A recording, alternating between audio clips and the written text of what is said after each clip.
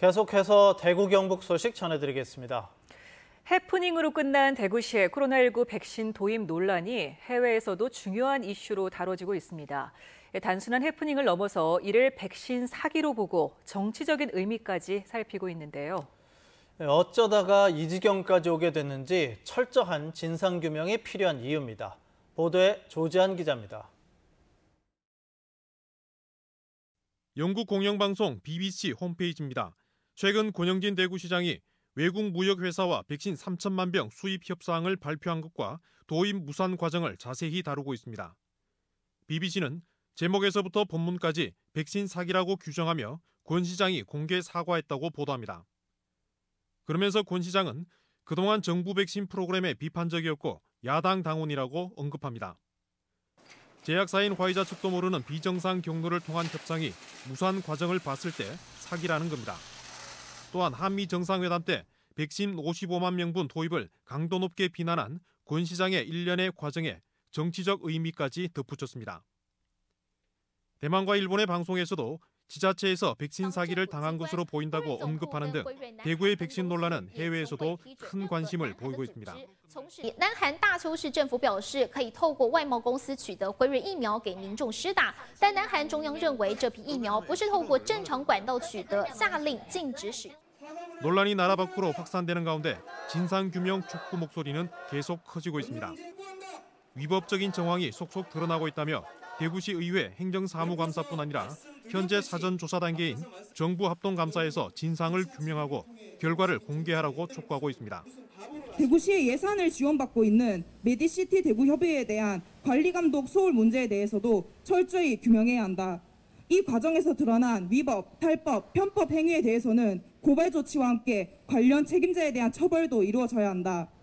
코로나19 사태를 단숨에 끝낼 수 있는 양의 백신 도입 추진과 발표는 정체가 불분명한 해외 무역업체의 비정상적인 제안으로 드러나며 무산됐습니다.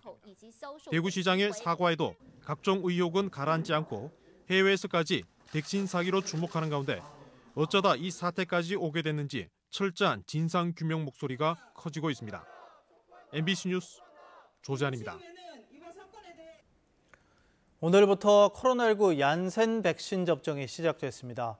대구 MBC의 양관희 기자도 오늘 오후 얀센 백신을 맞았는데요.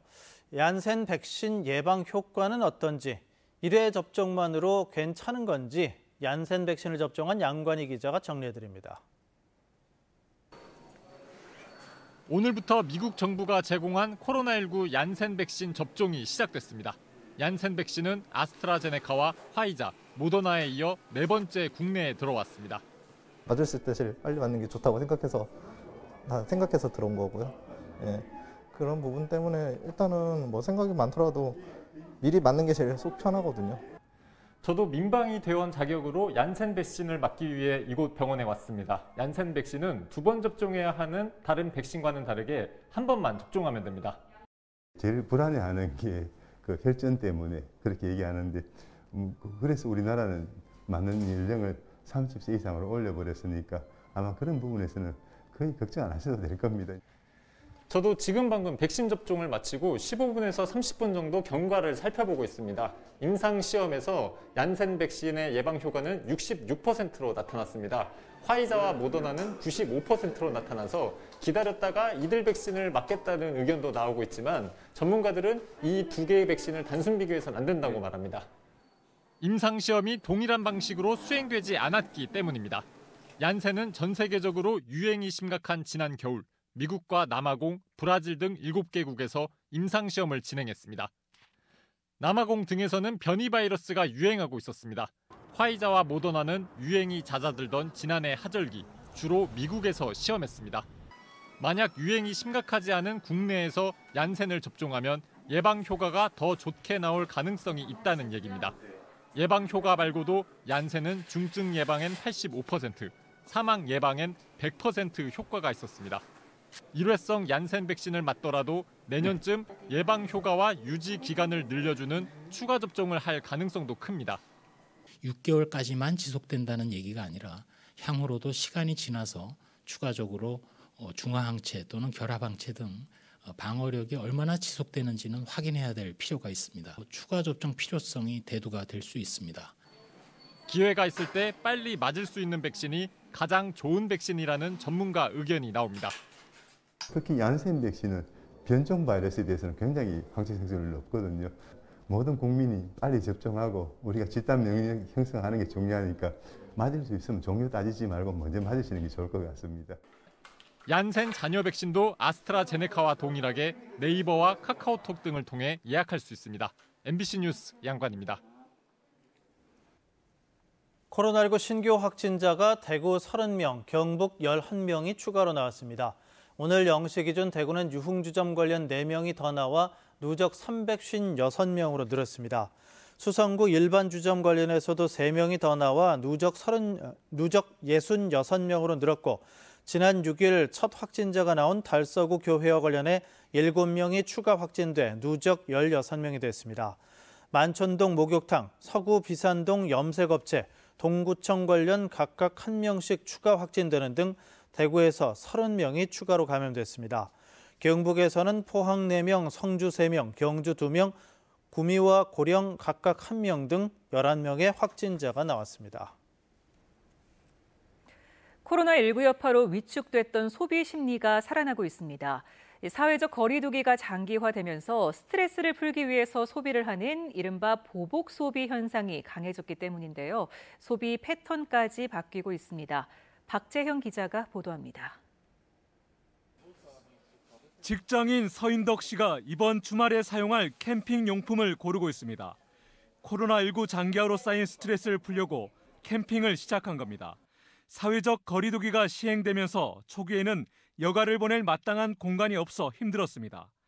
하지만 이젠 탁 트인 공간에서 가족, 친구와 즐거운 시간을 보내고 있습니다. 이제 코로나가 이제 없어지면은 이제 여러 군데를 갈 수 있지만은 어느 정도 이제 제한이 있다 보니 이제 저희도 최대한 이제 사람이 적은 곳으로 이제 아이들과 여행을 많이 가고 있습니다. 코로나19 때문에 집에서 주로 지냈던 지난해와 달리 올해는 야외 활동이 증가하는 모습입니다. 관련 소비가 늘고 소비 패턴도 변하고 있습니다. 대구의 한 대형 할인점 매출을 분석해보니 지난해는 생필품 판매량이 가장 많았습니다. 올해는 캠핑과 골프 관련 매출이 지난해보다 각각 13.9%, 84% 증가하는 등 야외 활동과 관련한 소비가 급신장했습니다. 밀집한 공간에 이제 사람들이 가기가 꺼려하다 보니까 아무래도 이제 한적한 교회를 찾아서 캠핑이라든지. 백화점 소비 패턴도 변하고 있습니다.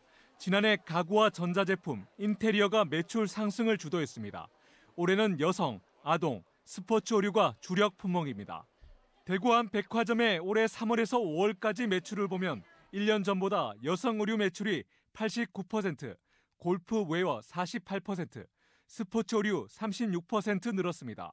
집에 있어야 되는 것 때문에 불만, 코로나 때문에 내가 겁이 나서 어디를 못 가는 불만, 이런 게 소비로 많이 나타나는 것은 사실인 것 같습니다. 통계청에 따르면 지난 4월 대구의 대형 소매점 판매액은 1년 전보다 24.9% 증가했고 백화점 판매액은 46.9% 늘었습니다. 코로나19 장기화로 생기는 스트레스를 소비로 풀려는 보복 소비 현상이 강해지고 있습니다. 백신 접종도 속도를 내면서 야외 활동도 활발해지는 추세여서 소비 심리는 빠르게 회복되고 있습니다. MBC 뉴스 박재영입니다. 오늘 구미에서는 환경부가 주최한 낙동강 통합 물관리 방안 토론회가 열렸습니다. 대구 취수원 이전 문제가 집중적으로 다뤄졌는데요. 구미 지역 주민과 단체들은 정부가 취수원 이전을 기정사실로 정해놓고 있다며 거세게 반발했습니다. 도건엽 기자입니다. 지난해 환경부 용역 결과 대구를 중심으로 한 낙동강 상류의 안전한 물 확보를 위한 방안으로 나온 건 3가지입니다. 구미 해평 취수장 활용 방안과 강변 여과수 활용, 안동 이마댐 활용입니다. 환경부는 토론회에서 3가지 안 가운데 해평 취수장 활용안에 중점을 두고 설명했습니다. 나머지는 수량 확보나 상수원 보호구역 추가 설정 등으로 어렵다는 겁니다. 대구와 인근 성주, 고령 7곡에 필요한 하루 물 사용량 60만 톤 가운데 30만 톤을 기존 구미지역 취수장인 해평 취수장에서 추가로 취수하는 방안입니다. 이게 취수 물량이 조정되더라도 이에 따라서 새로운 규제가 생기지 않을 겁니다. 법적으로 안 되고요. 그래도 믿지 못하겠다. 관련 모든 것을 문서화하고 다 협정문에 다 명기를 하겠다는 말씀을 드리고요. 이 안으로 결정되면 대구시가 상생기금으로 매년 100억 원씩 구미에 지원하고 국책사업으로 지역 발전을 지원할 계획이라고 설명했습니다. 취수원 이전에 반대하는 구미 지역 주민과 단체들은 날선 질문과 발언을 쏟아내며 거세게 반발했습니다. 대구는 안전한 물을 먹고 조화를 하는데 구미는 그런 규제 속에서 아무것도 못하고 그 재산상의 이익이나 여러 가지 피해를 보고 살아가야 된단 말입니다. 용역 자체를 받아들일 수 없다는 주장도 나왔습니다. 그러나 지금 용역이 진행되고 결과로 가는 과정에 있어서 데이터까지 조작을 해서 정치적인 논리로 대구는 끊임없이 몰고 가는 데 있어가지고 구미시는 이 용역 자체를 갖다가 용납할 수 없다 하는 것을 말씀드립니다. 낙동강 본류를 살려내고 생태를 회복시키는 쪽으로 정책이 전환돼야 되는데 아직까지 실효성이 낮은 취수원 이전이라는 부분에만 얽매여 있다고 보여집니다. 환경부는 아직 이 안이 확정된 것은 아니라며 주민 의견을 수렴해 낙동강 유역 물관리위원회에 보고하겠다고 밝혔습니다. MBC 뉴스 도건협입니다. 대구의 한 아파트 분양을 받은 계약자들이 자신들이 선택할 수 있는 옵션을 사실상 강요당했다고 주장하고 있습니다. 금액이 수천만 원에 이르는데요. 아파트 시행사가 정부의 분양가 규제를 피해 수익을 챙기기 위한 꼼수라는 지적이 나오고 있습니다. 윤영균 기자가 취재했습니다. 최근 분양을 마친 대구시 수성구의 한 아파트입니다. 아파트 한 채 분양 가격은 면적에 따라 8억 5천만 원에서 14억 9천만 원에 이릅니다. 하지만 이 가격으로는 벽지나 바닥재, 문짝과 문틀, 세면기와 양변기조차 없는 이른바 껍데기 아파트를 받게 됩니다. 이 같은 기본 선택 품목을 설치하려면 분양 가격과는 별도로 2,400만 원에서 4,400만 원을 더 내야 합니다. 이뿐만이 아닙니다. 발코니를 확장하려면 3,000에서 4,800만 원. 여기에다 시행사에서 제시한 주방이나 바닥 마감, 인테리어를 추가하면 옵션 가격만 최대 2억 4천만 원에 이릅니다. 문제는 이 같은 옵션이 말 그대로 계약자들이 선택할 수 있는 게 아니라 사실상 강요받고 있다는 점입니다. 취재진이 확보한 분양 계약 담당자를 위한 시행사 측의 매뉴얼입니다. 발코니 확장을 반드시 계약하도록 유도하고 발코니 확장을 하지 않으면 다른 옵션은 선택할 수 없다고 설명하라고 나와 있습니다. 계약자에게 나눠준 안내문에는 기본 선택 품목을 선택하지 않은 계약자는 소방 관련 시설물을 개별적으로 설치해야 하고 이에 따른 미준공 책임은 계약자에게 있다고 적혀 있지만 정작 같은 서류에서 개별 공사는 입주 이후에야 가능하다고 나와 있습니다. 앞뒤가 맞지 않는 내용인데 결국 계약자가 입주 전에 시행사 측의 옵션을 선택하도록 만드는 겁니다. 준공을 사업 승인을 받기 위해서는 이제 그 소방이나 이런 부분들이 완비가 돼야 되는 부분인데 그런 부분들이 개인들에게 책임이 있다라는 법적으로는 맞지 않는 해석들도 상담사분들을 통해서 이제 진행을 하셨습니다. 이런 안내를 받았다는 서류에 서명하지 않으면 분양 계약을 거절당하기까지 했습니다. 이거를 추가 선택을 미선택하는 사람들은 합약서를 쓰고 이걸 계약을 서명하지 않으면 계약 자체가 이루어지지 않습니까? 네. 이게 공사의 공식적 입장인가요? 네, 현재로는. 이 아파트의 평균 가격은 3.3제곱미터에 2,400만 원. 주택도시보증공사가 최대 분양가로 정한 기준에 거의 근접한 수준입니다. 분양가를 더 올릴 수 없으니 상당수를 이른바 옵션으로 빼내고 이후에 돈을 챙기는 꼼수라는 지적이 나오는 지점입니다.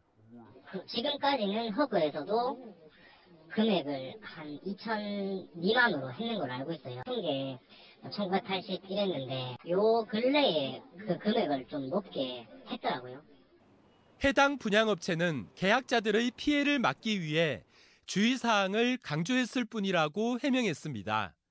이 아파트 계약자 450세대 가운데 20-30% 정도가 발코니 확장과 기본 선택 등의 옵션을 거부하기로 한 가운데 시행사와 계약자들끼리의 갈등도 우려됩니다. MBC 뉴스 윤영균입니다. 대구지방검찰청 부동산 투기사범 전담 수사팀이 전국 조직망을 갖춘 기획부동산 업체를 적발했습니다. 서울에 본사를 두고 대구와 천안, 인천 등지에 지점을 만들어 2017년부터 4년 동안 다단계 방식으로 230명에게 부동산을 팔아 86억 원을 챙겼습니다.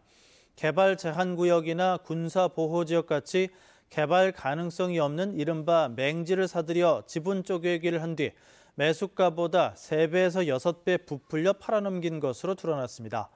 검찰은 대구 지사장과 천안 지사장을 구속 기소하고 회장과 임원 등 27명을 불구속 기소했습니다.